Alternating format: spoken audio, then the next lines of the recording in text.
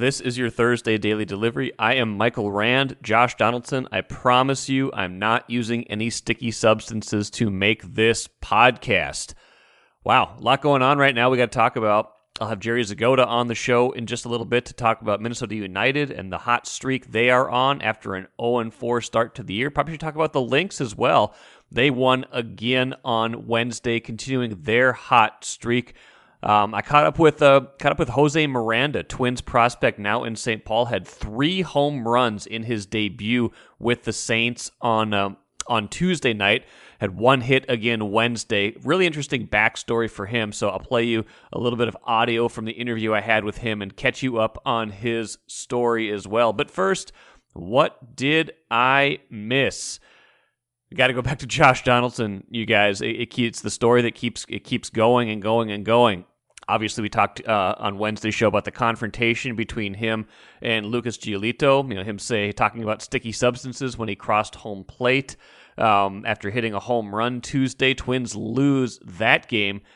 Donaldson didn't talk after the game. Giolito sure did, though.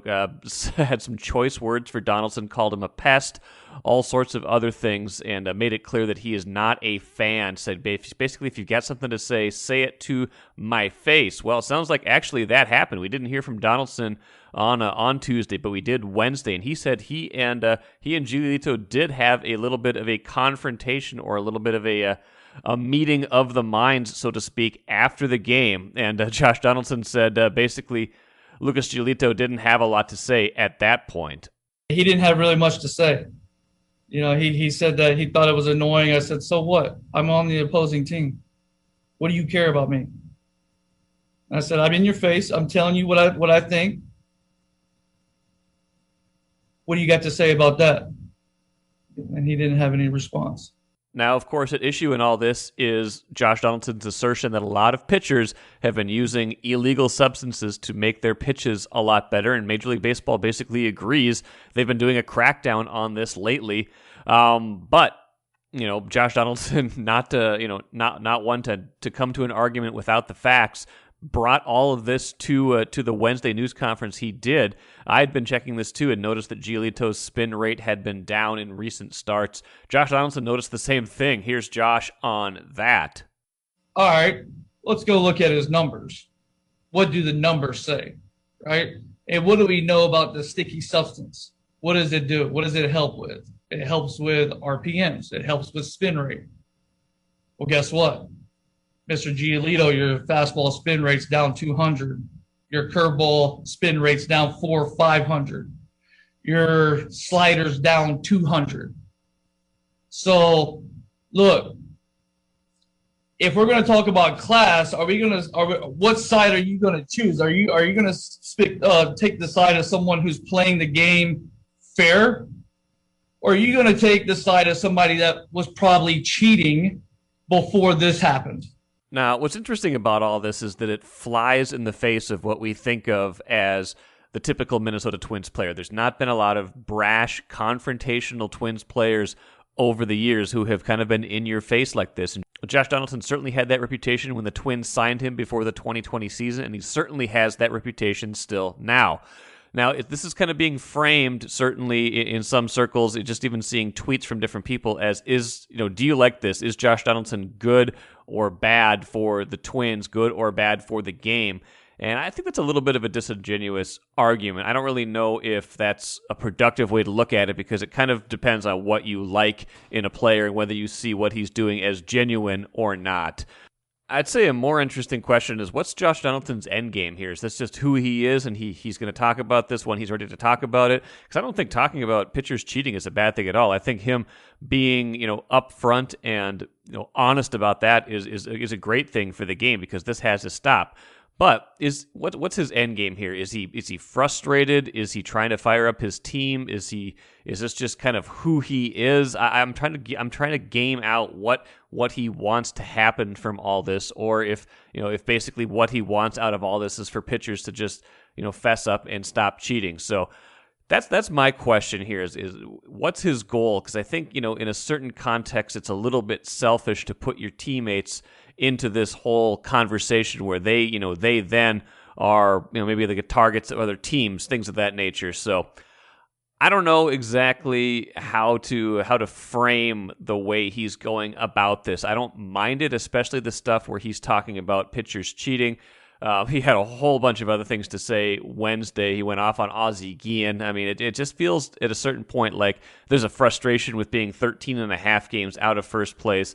You know, he's done his part the last two nights. He's had home runs in the first inning, but the Twins lost 7-6 on Tuesday, 13-3 on Wednesday. This is not what he signed up for. It's not been his fault necessarily this season that they haven't succeeded, but I'm guessing frustration with how things are going is playing a role in some of this as well. I'm Chris Hine, Timberwolves beat writer at the Star Tribune and the first 5-time guest in daily delivery history. Thank you for listening to this podcast. This work is made possible by our Star Tribune subscribers. For unlimited access to the articles mentioned in this podcast, our coverage of Minnesota sports from pros to preps, and even all of Rand's future blog posts about how the Timberwolves should trade for players they will never get, go to startribune.com/subscribe. Happy to have back on Daily Delivery, Jerry Zgoda covers Minnesota United soccer. Jerry, I think the last time you and I talked, it might have been preseason. I've talked to Adrian Heath on this show since then. And when I talked to Adrian, things were not going all that well. They lost their first four matches of the season. And you and I had talked about their high expectations coming into the year and that it might take a little while for them to round into shape, given that they still had roster additions to make. 6-match unbeaten streak since that 4-game losing streak to start the season, and maybe the season's playing out a little bit like we thought, even if having patience was a hard thing to do at the start of the year, huh?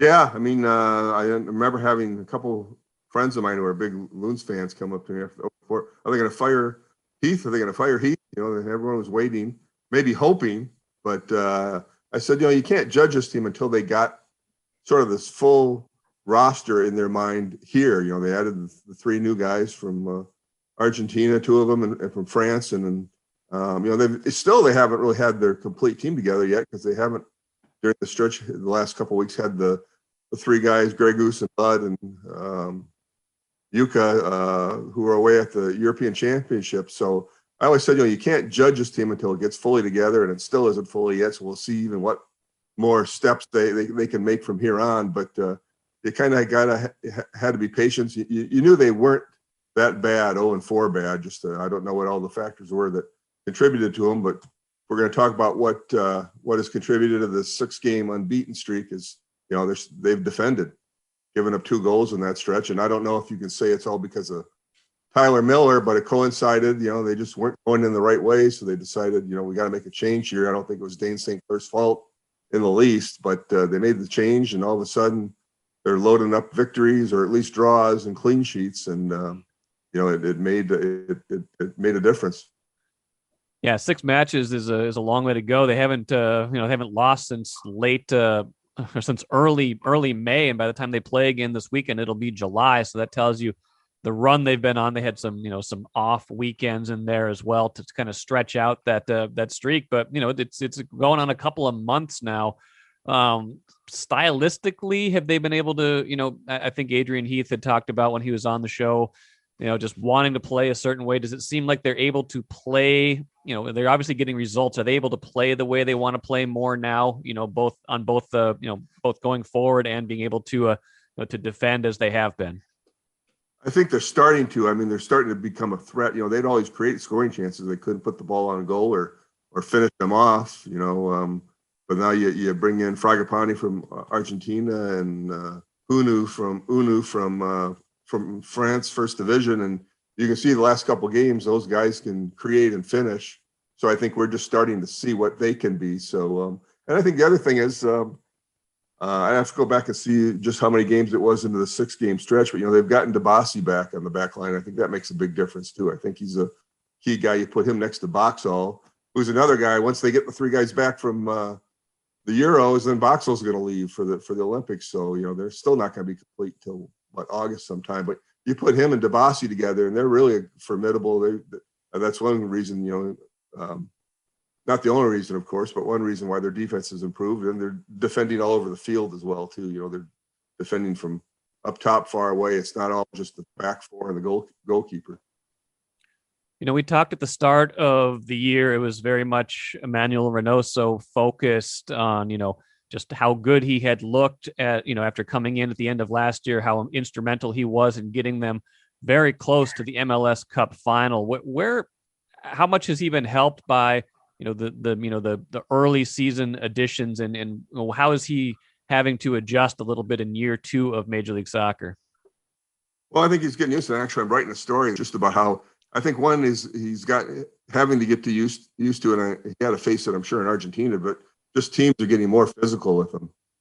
Even he says now you can see a strategy to it. The other team, they're sending this guy at him, then they're sending that guy at him, then they're sending the third guy at him. And it's never the same guy because they don't want to risk the fouls, but there's a strategy to how they're trying to do that. And I think that led to him getting a little nicked up. He had a problem with his knee when they had the 5-week stretch where, they only played the one game. He was not working with the team. He was pretty much working off on his own, getting his body right. I think they were working on nutrition, different things just to get him used to the physical nature.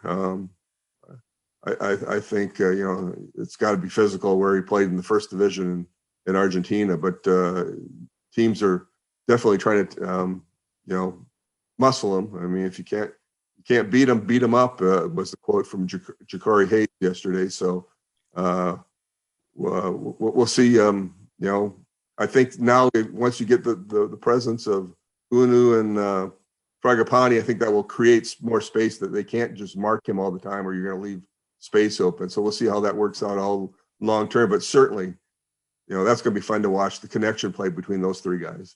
Yeah, absolutely, and it's paying dividends already. But like you said, a lot of what they've been able to do is tighten the ranks so far.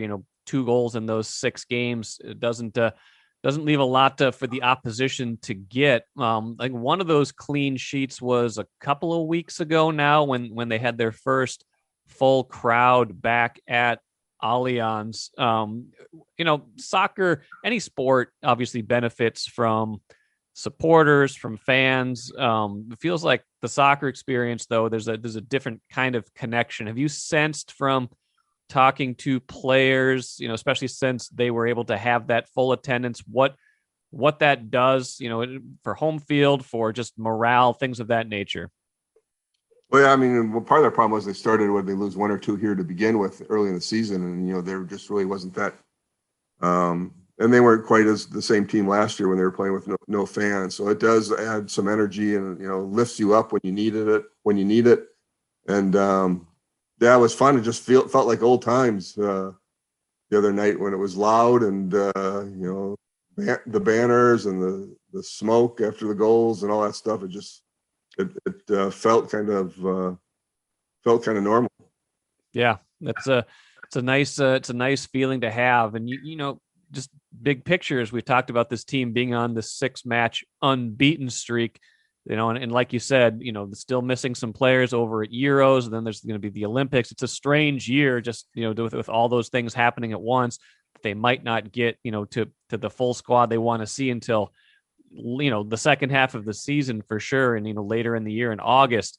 That said, once they're able to do that, I imagine Adrian Heath has to feel pretty good about all the options he's going to have. Do you feel, is this a team that's kind of rounding into not just a middle of the road playoff team, but one that, if everything comes into focus the way they want it to, could be a legitimate contender like they want to be?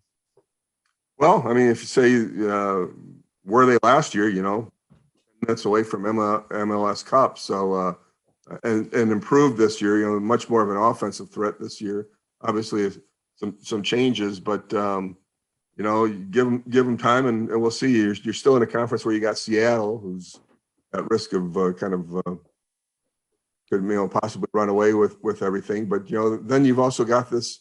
The right now they're waiting for Ludd to come back. He made a little detour from the Euros to Helsinki to get an appointment for his green card. Roman Metaner, they're starting right back. He's in France doing the same. So the thought there is getting them both their green cards to take away the 2 international slots there, and that gives you more flexibility now coming up to the next transfer window, which I think it starts in early July. So that at least gives them options. I actually think Adrian would kind of just work with what he's got now and see what he has for a while, but they will have options. They'll have roster spots open. I can guess, and they might still have money open if they're planning that way. So this team could still be conceivably improved and different by the time you get to the playoffs in October. Absolutely. One thing we need to talk about is, off the field or, related to the game, even though they have this 6-match winning streak, there was an incident in Portland. Reportedly, MLS is investigating it. A slur used reportedly by Franco Fragapane. And, where are we at with that? I know Loons players were able to talk about that earlier this week and kind of address, their support for him, but also kind of wanting to see what the outcome of this investigation is. Give me the backstory on that and where we are, at least as of now. Well, they were pretty measured in their comments, saying they believe the player who, as Heath said, vehemently, quote unquote, denies it, but also saying let's wait for the investigation. So that's basically where we're at. The league first thing Sunday morning, said they had started an investigation. So we'll see, how long that takes. There's no timetable for it. You'd think it would come before Saturday's game, but maybe not. I don't know exactly how many people they have to interview and how many people they have to go back to, or just what that process is. But the players and Heath's just kind of seem to say, well, let's wait and see. It's like from their end, they said nobody heard it. None of the players heard it. The referee didn't hear it. That's why the Portland coach Savarese was upset that nothing was done. But as Will Trapp said yesterday, he was one of the guys huddling with the referee along with the two Portland guys, and he said, they're trying to figure out, could you corroborate it, and they couldn't. So, I don't know what they're going to do going forward, what kind of if the protocols they have now work or if they don't. But in a situation like that, what do you do when somebody claims it? And then, sort of surprisingly, I was surprised that Savarese was so public with it when he came out, to start his press conference. He was obviously fired up about it and emotional, but spent almost 2 minutes talking about it. Usually in those things, if they mention it at all, it just kind of goes to the league and then they investigate it. But this became, very public very quickly. So in that way, it was a little bit different. So we'll see how long it takes. I mean, we could find out, in an hour that it's done, and it's still maybe not done by Saturday. I don't know. Yeah, it's I can't remember a local team going through something like this. Can't remember the Loons certainly being in the midst of this. Or am I mistaken, or is this kind of new territory for them? Yeah, I don't remember. I mean, that's one of the things Heath made a point of. He goes, we've and when it comes to the diversity and inclusivity, he called the organization first class. Something they've been very active in Black Lives Matter and the Black Players for Change, and they've been very socially conscious. So, that was an interesting thing, because I asked Jacory, I said, well, what if it comes out that they have the investigation and they find that it did happen? He goes, well, I'm paraphrasing him, but he goes, we're going to have to deal with that internally. That's going to be, he gave the impression, that's going to be kind of a little bit of a tricky thing to do, because I'm sure there'll be players upset about it, and so we'll see how they would handle it internally. But I guess right now all you can do is sit and wait. Absolutely. Last thing for you, Jerry, that they got back to level, 4 wins, 4 losses, 2 draws. They've got a match Saturday. How important do you think it is for them to get kind of above that level mark, just kind of establish that, hey, we didn't just get back to that even mark, but we're kind of all the way back and beyond that in Saturday's match? Well, they got themselves out of the basement. At one point they were last, and they were the only team without a point, and then they were 12th, and then they were 11th, and then they moved up the 5th in the last victory. So now the idea is to get, pile a couple more, stretch that streak out a little bit more, and start, get yourself closer to that top group, get up towards the Seattles and get yourself back in there, and just continue to play until you get the 3 guys back from Europe and get them in the lineup. Gregush and Ratala, they were back at training yesterday, so they're back, and then you get Ludd and Metnier back from the green cards, and then eventually you lose Boxy, but you get him back, get into July and into August, and just see how far you can get above sort of that 500 mark and get back into the race to even possibly if you can really get rolling to fight for that bye that goes to the top team in the playoffs. So, there's still a lot to go, and people were starting to almost panic. There were still 30-some games, 30 games to go in a 34-game season after an 0-4 start. So there's still plenty of time, and it would just be interesting to see once everybody gets here, gets to know each other, those three guys get to play together more, just what kind of role and stretch they can get on. I'm sure all the fans that were critical of Adrian Heath are now glad of what a great job he's doing in these last 6 matches, right? No, they probably still want to fire him, but exactly. Well, it's comes with the territory. He's talked about that on this podcast too. It's a love-hate relationship with every soccer manager ever in history, and certainly with Adrian Heath. Well, Jerry Zgoda. I'm just not sure who he really cares about more, the Loons or the England national team. I know, right? The England, bringing it home, right? It's coming back home. Is that the thing? Yeah, they would beat Germany 2-0, and he came over to talk to us when it was still 0-0, and he said, that's what he said. He goes, 0-0, we're murdering them. So, he's a little biased. Yeah, he is. He is indeed. Well, Jerry Zgoda, good stuff. Read Jerry's coverage, Star Tribune, StarTribune.com, and we'll do this again soon, all right? Yeah, they might play enough where you'll have to get me on regularly. I think so. They're going to have this stretch where they're going to play a lot more, aren't they? Yeah, we're starting to get a stretch. We'll have the, like a week ago, have the Wednesday games intermixed with the Saturday or Sunday games. So there'll be a lot of soccer still to come. Sounds good. I'm looking forward to it. Thanks, Jerry. Thanks.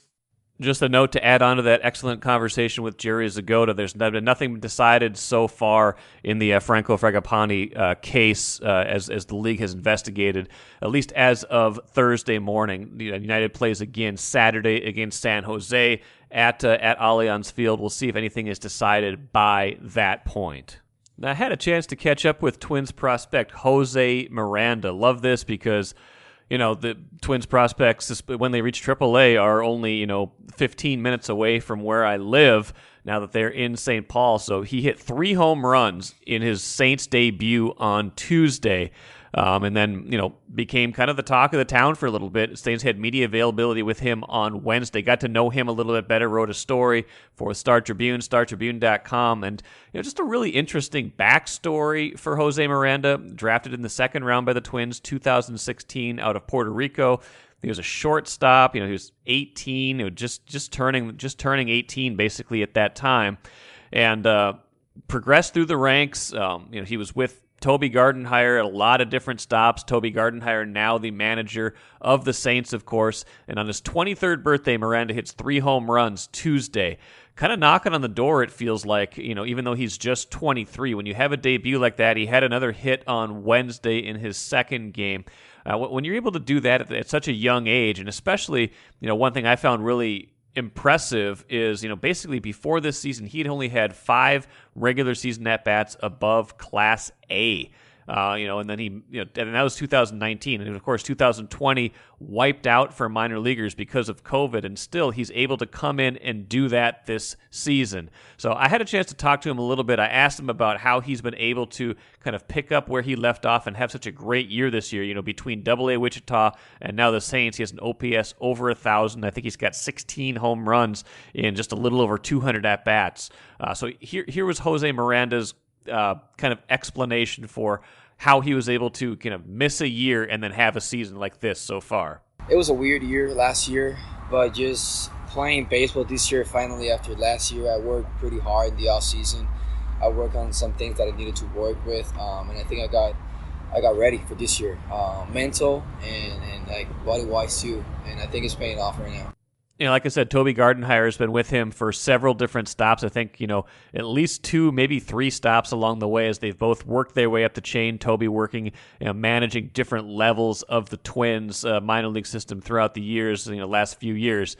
He said he could tell Miranda was a really good hitter even when he was 18 years old, but that now he's more polished and that his pitch selection, more than anything, is what has impressed him, particularly in Tuesday night's game. So he's really come a long way in pitch selection, and just making sure he goes up there and gets a good pitch to hit. And watching his takes last night, that was more impressive to me than anything else. Is watching the pitches that he took and how he took them, and then when he gets pitches in the middle of the zone, he wasn't missing them last night, and that's what you look for in good hitters is do they take the tough pitches and swing at the good ones, and then when they hit them, how hard do they hit them? And that's what Jose did last night, hit them hard.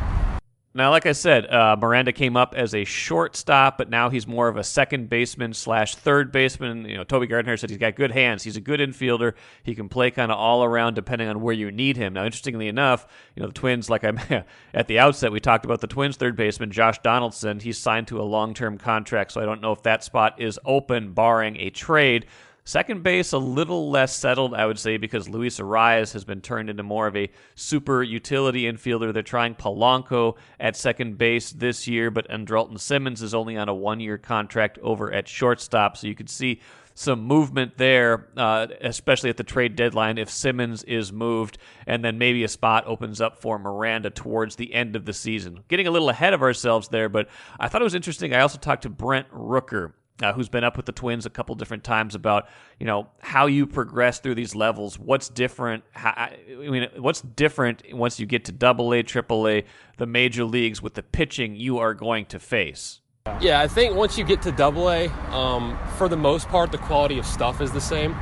Obviously, you have the outliers. I mean, you have the DeGroms in the big leagues or the Scherzers or whatever who just have outlier stuff and who are just kind of a different kind of guy. But I think it's once you get to the upper levels, what separates the really good guys from just the average guys is the ability to pitch to a scouting report, knowing what your weaknesses are as a hitter, and then being able to execute pitches to exploit those weaknesses. It's not necessarily the quality of pitches or the velocity.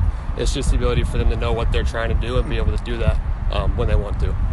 I saved the best fact for last. Jose Miranda is Lin-Manuel Miranda's cousin. His dad and Lin-Manuel Miranda's dad are first cousins, it sounds like, which makes them, I think, first cousins once removed. I always mess that up, but that's what I believe that means. They've met several times. They talked a couple months ago. Lin-Manuel Miranda, of course, the actor, playwright, many other things, star of Hamilton and other productions. In the Heights out now in theaters, so that's a pretty cool connection for him.